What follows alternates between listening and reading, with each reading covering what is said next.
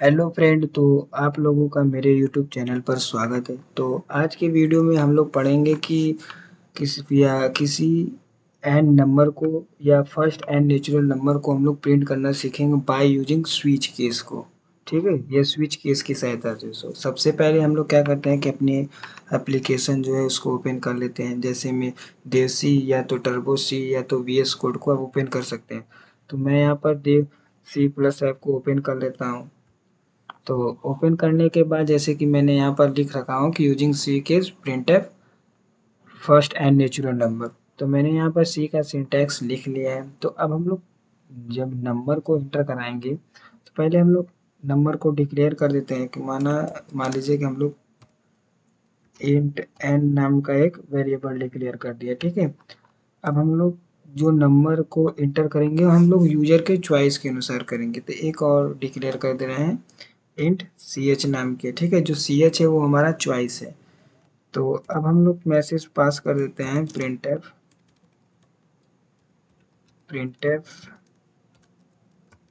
Inter user choice. ठीक है, फिर यहाँ पर हम लोग सेमी कॉलन दे देंगे। फिर अब हम लोग जो नंबर या इंटर ले रहे हैं यूजर से, तो हम लोग यूजर से ले रहे हैं तो हम लोग स्कैनर का इस्तेमाल करेंगे। यहाँ पर %d डबल इन्वर्टेड काम में रहेगा। ठीक है, ठीक, यहाँ पर इसको हटा देता हूँ।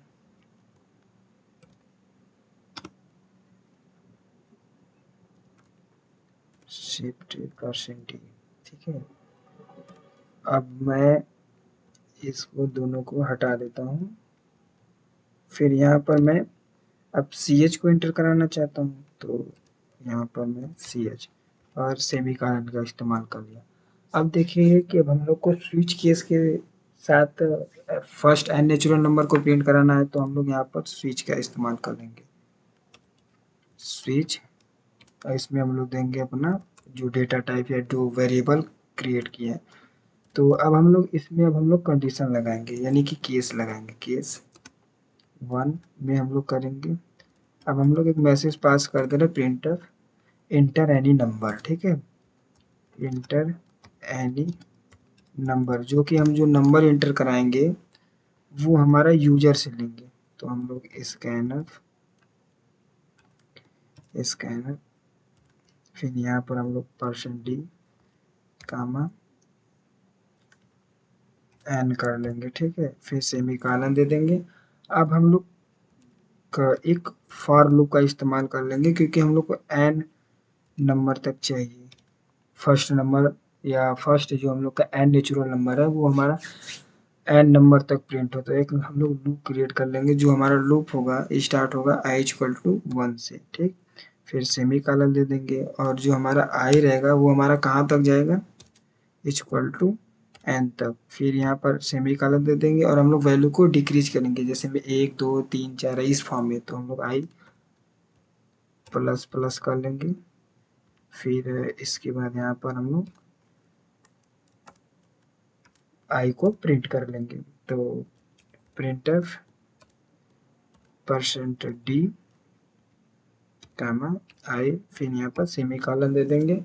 अब केस जब हमारा कंप्लीट हो जाए तो उसके बाद हम लोग ब्रेक का इस्तेमाल करते हैं। यदि हम लोग ब्रेक का इस्तेमाल नहीं करेंगे तो हमारा जो प्रोग्राम कोड है एक साथ पूरा एग्जीक्यूट हो जाएगा। ठीक है, तो फिर उसके बाद हम लोग एक ब्रेक के बाद एक और मैसेज पास कर दे रहे हैं डिफ़ॉल्ट का, कि यदि मान लीजिए इन लोग में से कोई किसी का भी चूज नहीं किए तो हमारा क्या मैसेज पास होगा। ठीक है, प्रिंटफ